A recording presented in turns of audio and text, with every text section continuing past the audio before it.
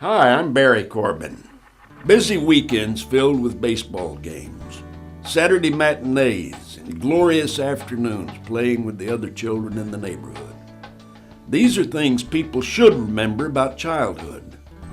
Long anticipated summer vacations, family dinners with laughter and shared experiences. These are memories most of us take for granted.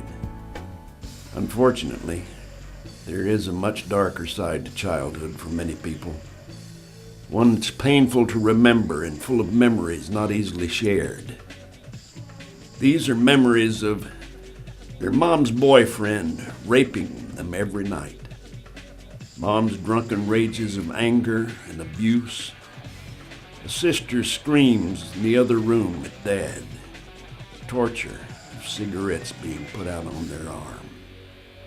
Feelings of worthlessness and no hope. Wondering if they're going to die. There's a driving force in Johnson County to help to protect children. The Children's Advocacy Center and multidisciplinary team work together to get abused children to safety and then assist them in reclaiming their lives. In this video, you will see how the center provides the help and support they need. Well, my name is Dale Hanna. I'm the District Attorney for Johnson County and Somerville County. I've been District Attorney of these two counties for a little bit over 20 years. Well, clearly, these sexual abuse of children cases are the most difficult cases that we deal with. Trying to evaluate how a child is going to do in court, trying to evaluate what an appropriate punishment recommendation is, when to go to trial, when that we have to make a deal sometimes. Although it's unpleasant, we just have to because maybe a child's not able to testify in court. One of the things that we have done since I've been district attorney is send an assistant DA, whenever possible, to the interview to personally listen to the child, make the outcry, make the video statement, where that assistant DA can evaluate it, see if something else needs to be asked, and it's improved the quality of the cases and helps us to make a better decision on when to prosecute and exactly what to do with the case.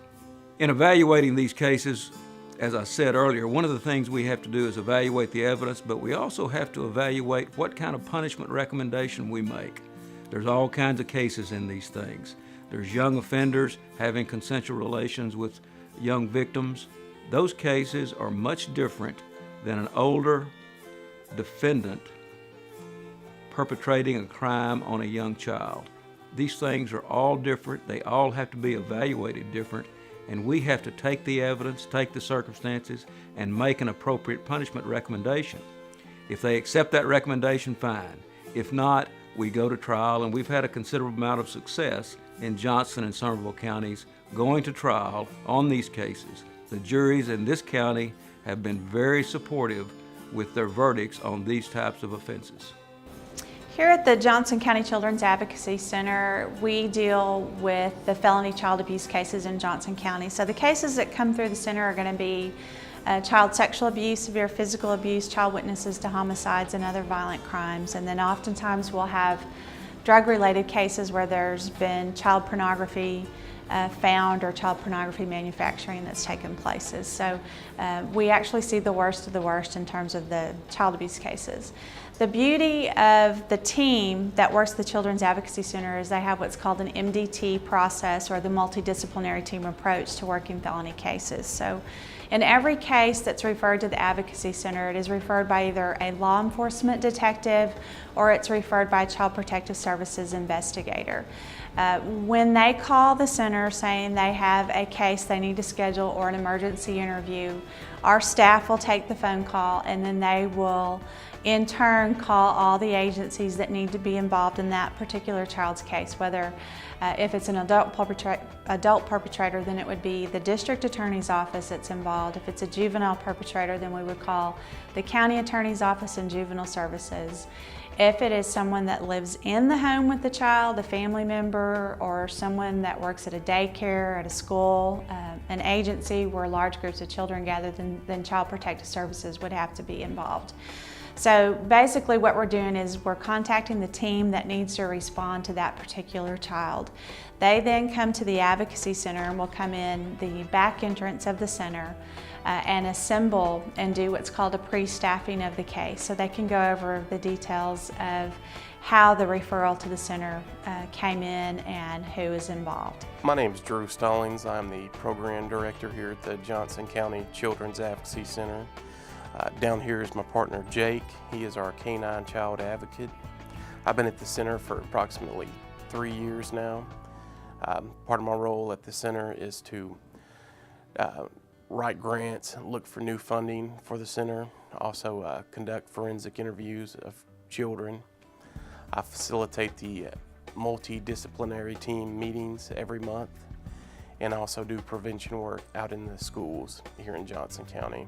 Part of our work in the school districts is helping youth understand the different dangers with technology these days. A program on bullying, cyberbullying, sexting, texting while driving, sexual abuse in general, and child abuse. Here in Johnson County over the past couple years, we've had 7 suicides of teenagers in which bullying played a major part in the suicide. So that is one of the main reasons we try to get out and talk to these school districts and kids about bullying. We have also have a rise in online solicitation in our county. Probably seen before where a stranger, a child's on the internet, Facebook, or some kind of chat, gets to meet an individual who claims to be somebody their own age. You know, they groom the child, befriend them, and will end up actually, we've had cases where they've attempted to fly here to abuse a child, or you know, have the child send pictures to them. And we try to discuss the importance to children about not posting certain things. Once a sexual predator has a picture of a child, if it's sexual in nature, the sexual offender is not going to just keep the picture for himself. These photos get taken all over the internet, and it's almost impossible to get rid of them.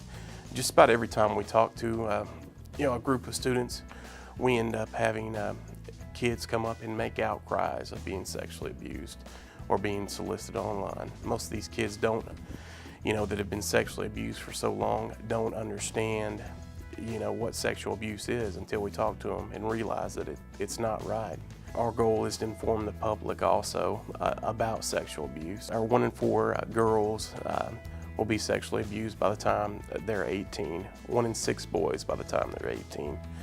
There are studies show that 1 out of every 14 people has a sexual interest in children. Here at the center, we see an average of 30 new cases a month. Majority of them are sexual abuse cases. I would say 90% at least. The others are physical abuse cases. Our goal is to make sure the child is safe. And that's part of why the team involvement is so important. Everybody is held accountable for their part of the job. Jake is a pretty amazing dog. He's a rescue dog. We've had him for about 2 years. His main job is to make sure a child feels at ease. He actually goes into the interview room with the children. Recently we had a case where a child would not talk to me. We knew something had happened. The child had been sexually abused, but she would not tell me what happened. She was scared. I walked out of the room and left Jake in the room, and we actually got on video. Jake, the child, got on the floor and started talking to Jake and telling Jake about her sexual abuse. So they were actually able to make a case out of it because video was running, recording the child. Jake greets everybody at the door. We have bells here at the center that go off anytime somebody comes in the door, and Jake greets them right when they get here. My name is Alice Knowles. I am the therapist here at the Advocacy Center. I am a licensed clinical social worker, and I've been here for about 6 years. I work with anything from 2.5 to 18 years old as far as our victims are concerned. I work with all the parents, I work with grandparents, I work with all the secondary victims. I work with siblings, and I do the Love and Logic parenting class. I've done groups. I do couples, I do families, I do a lot of play therapy. We started out doing non-directive, now we're moving into some directive play therapies. And unfortunately, when something really bad happens to you, there are two things you can do with it, and two ways you can go. You can keep on talking about it, thinking about it, having feelings about it, and you can take a little bite out of it every time, and you can chew it up, and it becomes part of your nutrition, and it helps you to grow.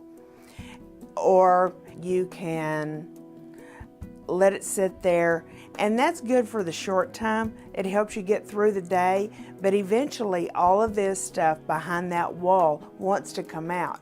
And if somebody gets you angry a few years later, then you're going to say, what's behind the wall says, okay, you're angry, can I come out too? That's what I tell the kids when they come in. There are two ways you can go with it. We can work with it, we can massage it, we can do different things with it and help you get rid of it, or you can put it behind the wall. And hopefully they choose to work with it and do sand tray with it, do EMDR with it. But eventually, we've had some really good success stories come out, and the kids feel better when they leave. And it's been a wonderful, wonderful experience that has helped me to grow, and hopefully I can help more kids in the future. I'm Dr. Jamie Kaufman. I'm the medical director of the CARE team, which is the child abuse program at Cook Children's Medical Center in Fort Worth. And we're the medical component for the Children's Advocacy Center here in Johnson County. As part of the multidisciplinary team, we're responsible for the medical evaluations on children that may have been the victims of abuse. As part of the team, I feel it's very important to have the medical component there. We're able to talk about the medical exam, any findings we have, what those findings may mean, or what the lack of medical findings may or may not mean. And so we're able to give that bit of information to the investigators for them to use in their investigation. But most importantly, the CARE team is responsible for the medical exam on children that may have been the victim of abuse. We provide any resources that child needs for further care. I'm Sharon Creel. I have a therapy dog, Justin. I train the therapy teams for the Advocacy Center.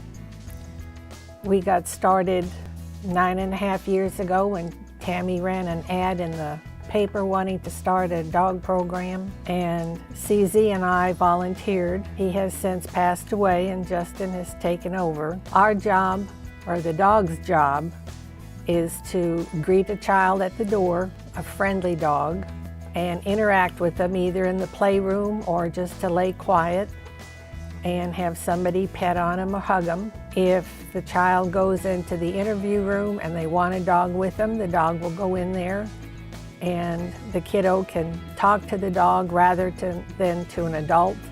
It's much easier to tell them secrets that they can't repeat. Then if it goes to court, the dog can go into the courtroom with them for moral support and comfort. All of the teams have worked for months and months to get certified as therapy dogs. They're very special people. They've given their time and their energy to do this. Therapy dogs have been around for a long time. They were at the site of the Mira bombing. They were at 9/11 in New York and the Pentagon, giving comfort to the police and to the firefighters and the first responders. Dogs have given comfort from the very, very beginning of time, in a cave, in a hut. They truly are man's best friend, and children's too. My name is Stephanie Locklear. I'm with the Johnson County Juvenile Probation Department. And the role of our office is to make recommendations to the court on what's in the best interest of the juvenile, the victim, and the community. The Children's Advocacy Center provides us a place and an opportunity to gather the information that we need in order to make the proper recommendations to the courts. I'm Bob Alford. I'm the Johnson County Sheriff. I also serve on the Board of Directors for the Children's Advocacy Center of Johnson County. and I am privileged to be one of the founding board members. I came to be involved with Child Advocacy Center through the group that really started this thing. Back in 1996, the people on the Child Welfare Board, who were the founding members of the Child Advocacy Board, saw the need for more intense working relationship with law enforcement and child victims. And through that developed what we now have today as the Child Advocacy Center. And I was fortunate enough to be asked to become a part of that board. And as I've often said, by virtue of title, I'm asked to be on a lot of boards, but this is the board that I want to be on because I see the results. I see the positive impact of what the staff can do, what the counselors can do, but I also see the hearts and get to talk to the other board members, and I know their passion for this center, and I think that's why it's been so successful. And that says a lot when you can stay that committed and basically have the same theme, but expand on it, add to it, take away what's not working and add. And of course, a little over 52% of the funding for Child Advocacy Center comes from what you folks are here tonight doing, supporting, giving of your time, giving of your talents, and giving of your precious dollars to keep this center over to help the children that have been victims of sexual, physical, and mental abuse. And it's so important that we keep these doors open. And state funding is going away, basically. We can't depend upon it. So we're depending on you, just like we always have. It's you that's keeping the center open. It's you that's got the heart for the kids. In the old days, that child would pass the perpetrator in the hallway of our offices, and that child would get looked at. And of course, it already been told by that perpetrator that, hey, they're not gonna believe you. You're just a little kid. I'm an adult. It ain't gonna do any good. If you tell somebody I'm going to jail, the family's gonna be broke up. It's all bad. And that child was already traumatized. But what we did, we added to that trauma because number one, we weren't trained to properly interview, to properly follow up with counseling and with just comfort and support for that child. They walk in, they get a cold, hard interview, they're asked the same questions by about 6 different people, and they begin to believe, yeah, nobody's gonna believe me. Thank the good Lord that we now have the Child Advocacy Center, where that child is interviewed one time by one trained interviewer. We follow up with counseling for any non-offending family member. You've got the therapy dog program. When they walk in the doors, it's child-friendly. It's not a jail. It's not a sheriff's office with all the guns and the badges or a police department. It's child-friendly. It's already spoken volumes to that child that somebody cares. Somebody's there. And those somebodies are there because of what you're doing tonight. So I just want to thank you for being here. Thank you for supporting the Child Advocacy Center. God bless you. I'm Detective Shannon Kimberling with City of Burleson PD. I work crimes against children and all juvenile crimes. I've been with the department for 11 years and been working crimes against children for the last 6 years. I deal with crimes against children in reference to all physical, sexual, and emotional abuse to children. In working these kind of cases, I enjoy doing it because it does work directly with children. It works with the protection of the children, and also it works with getting these perpetrators off the street.